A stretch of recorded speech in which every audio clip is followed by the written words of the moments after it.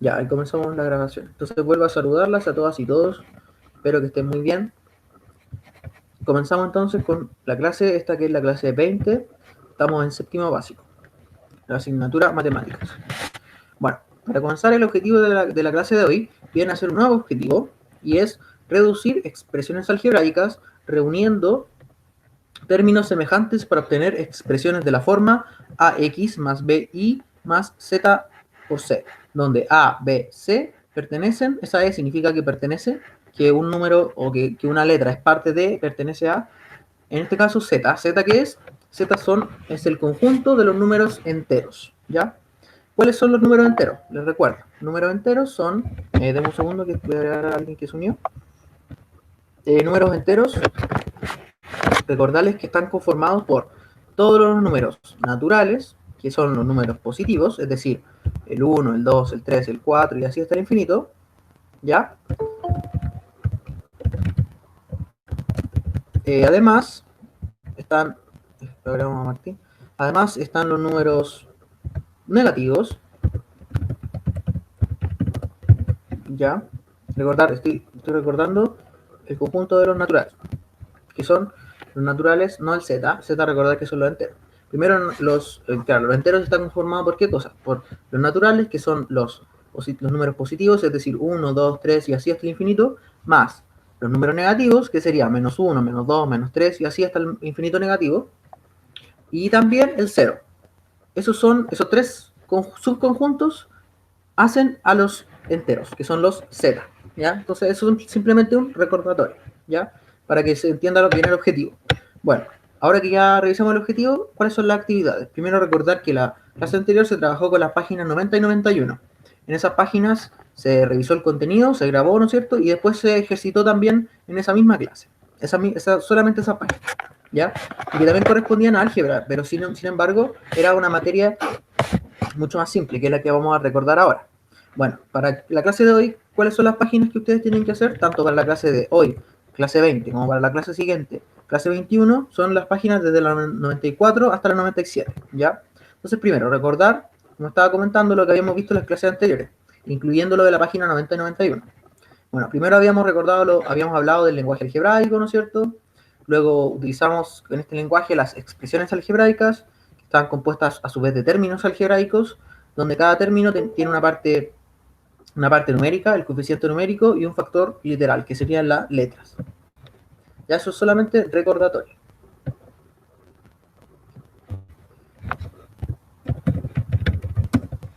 Después arreglo su nombre, no se preocupe. Bueno, luego de esa parte, de la expresión en términos algebraicos, habíamos visto en qué consistía valorizar, que era darle valor a una expresión algebraica, y lo otro que también vimos fue reducir una expresión algebraica, que era sumar o restar los términos semejantes. Y ahí también recordemos que los términos semejantes, que también hablamos de ellos en la clase anterior, eran aquellos términos que tienen la misma parte literal.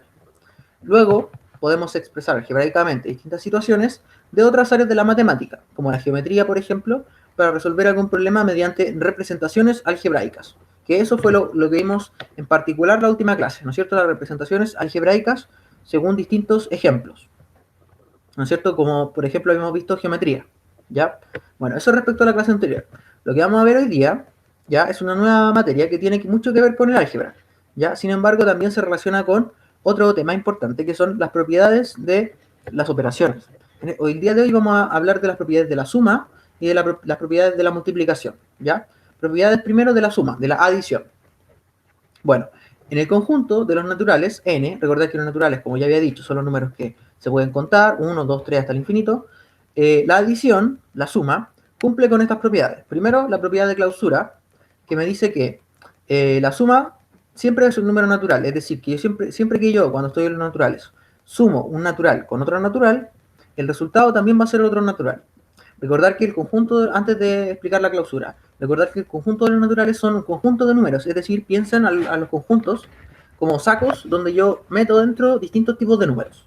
En el saco, en el conjunto de los naturales, ahí yo ingreso a todos los números, como yo estaba diciendo, a los que yo puedo contar. 1, 2, 3, 4 y así.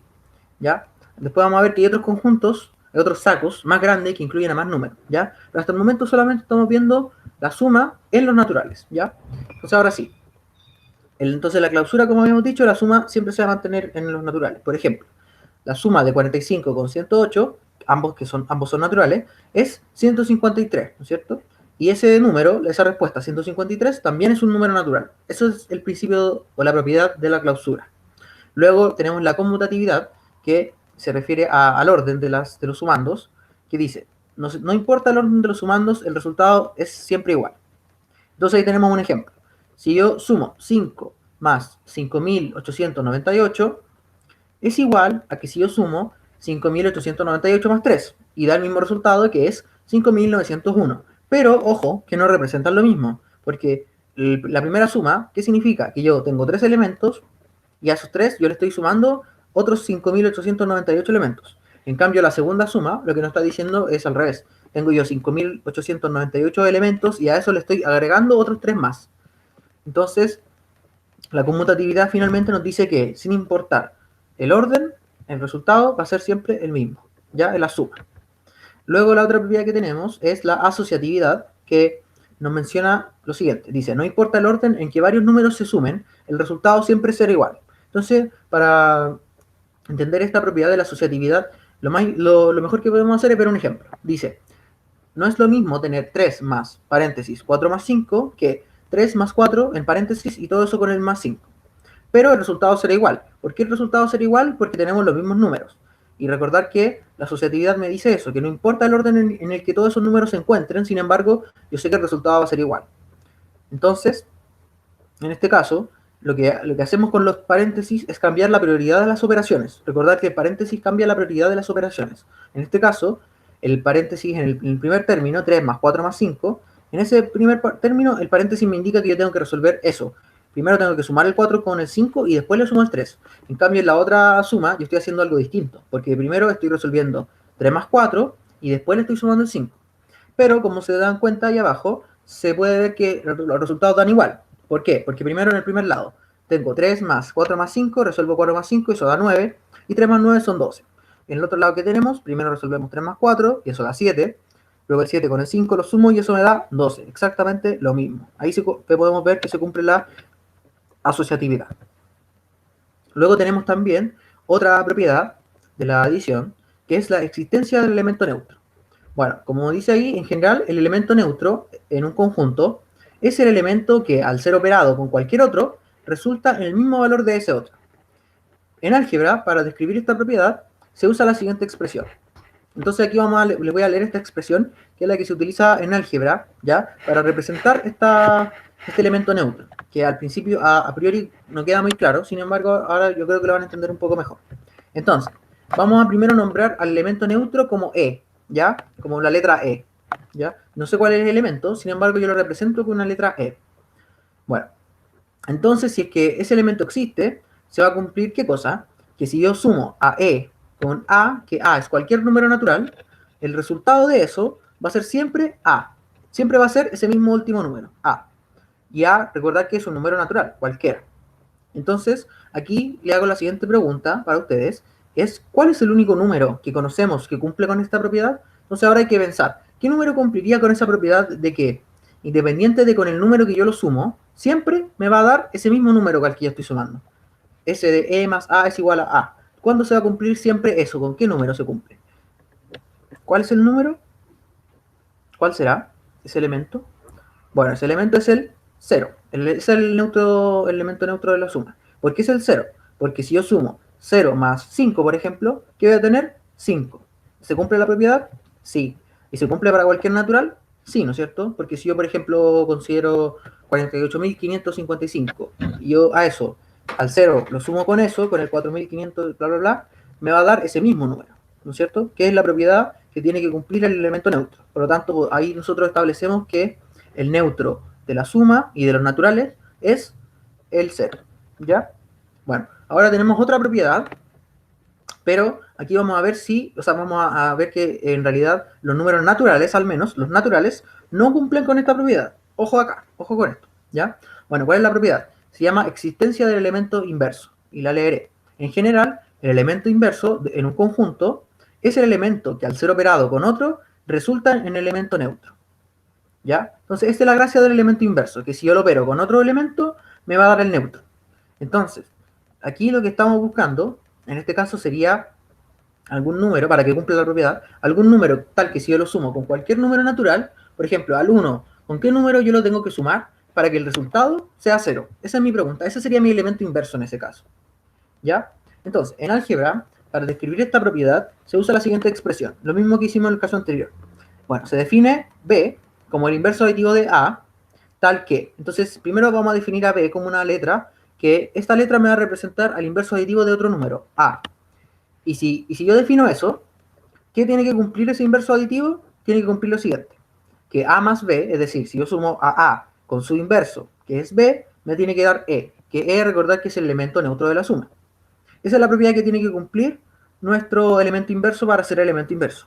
Entonces, como ya había comentado, en el conjunto de los naturales no existe el inverso aditivo. ¿Por qué no existe? Porque no hay ningún número que cumple esa propiedad.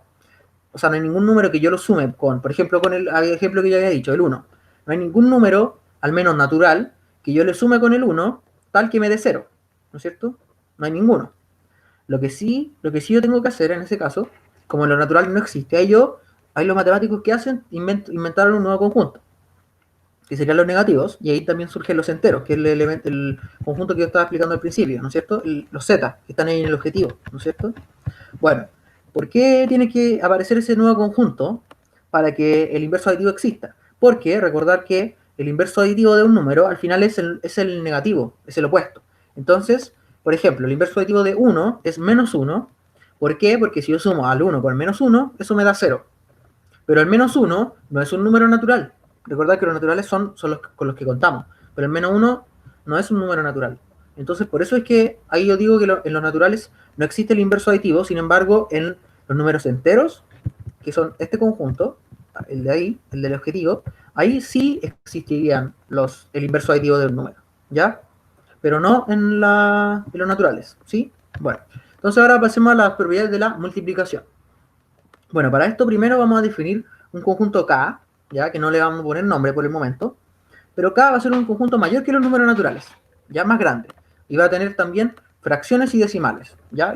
Recuerden que las fracciones y los decimales no son parte de los naturales, ¿ya? Por eso es que yo estoy haciendo este conjunto nuevo, que es más grande, pero que también lo incluye, las fracciones y a los decimales. Bueno, dice, la multiplicación cumplirá estas propiedades si se cumplen las siguientes igualdades. Entonces vamos a ver cuáles son las propiedades de la multiplicación. Bueno, cada propiedad va a tener una igualdad asociada, igual que en el caso de las otras propiedades de la adición, ¿ya? Entonces primero la clausura. La propiedad de la clausura, es la misma propiedad de clausura que en el otro caso. Sin embargo, esta es la clausura, pero para la multiplicación. ¿Cuál es la propiedad de esta propiedad entonces? Que si yo multiplico dos factores que sean parte de ese conjunto K, el resultado, que es C, también tiene que estar en ese conjunto K. Esa es la clausura, ¿no es cierto? Habíamos dicho con el otro ejemplo, con los naturales. En cambio, en este caso estamos analizando un conjunto K mayor que los naturales, ¿ya? Entonces eso sería la clausura. Luego la conmutatividad, ¿qué nos dice? Que es lo mismo, no importa el orden, pero estamos viendo la multiplicación. No importa el orden de los términos de la multiplicación, el resultado va a ser igual. O sea, A por B es lo mismo que tener B por A. Y A y B también pertenecen a ese conjunto K. Luego tenemos la asociatividad de la multiplicación, que es similar a la otra asociatividad de la suma, ¿no es cierto? En la que no importa el orden, cuando yo estoy multiplicando, o sea, cuando yo estoy, claro, multiplicando en este caso tres elementos, el resultado también va a ser el mismo, siempre y cuando esos elementos sean iguales. En este caso, A, B y C. Esos tres elementos se multiplican en distinto orden, sin embargo, el resultado es el mismo. Esa es la asociatividad. Y bueno, ahí faltó decir que A, B y C también están en K, pertenecen a K, es decir, son parte de ese conjunto. Luego tenemos el neutro multiplicativo. Bueno, si existe el neutro multiplicativo, se va a tener ¿qué cosa? De que si yo multiplico a cualquier A, recordar que cualquier número que es parte de K, que pertenece a K, si yo multiplico a A por el elemento neutro de la multiplicación, que no sabemos todavía cuál es y si existe o no, si yo multiplico a A por ese elemento, me tiene que volver a dar la misma A. ¿Ya? Es similar al neutro aditivo, ¿no es cierto? La diferencia es que se multiplica.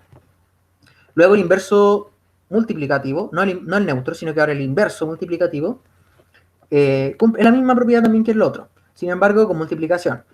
¿Quién nos dice esta propiedad del inverso multiplicativo? Que si yo a lo multiplico por su elemento inverso, voy a tener el elemento neutro de la multiplicación en este caso. ¿ya? Entonces, ya que están ahí todas esas propiedades, ahora vamos a ver si en la multiplicación esas propiedades se cumplen o no.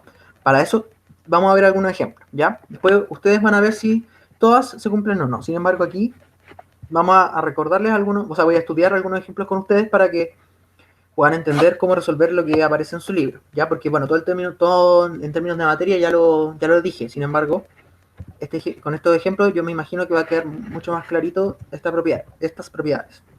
Bueno, revisemos estos ejemplos entonces. El primer ejemplo nos dice que el neutro multiplicativo en los naturales es el 1, ya que si lo multiplico con cualquier número natural, también obtengo el mismo número. Recordad que esa propiedad es la que está mencionada acá, ¿no es cierto? De que si yo multiplico a ese A o cualquier número que sea parte de K por el elemento neutro, me va a dar ese mismo A. Entonces acá, por ejemplo, nosotros tenemos acá nuestro ejemplo. Nos dice, bueno, además que con fracciones y con decimales también se va a cumplir esta propiedad.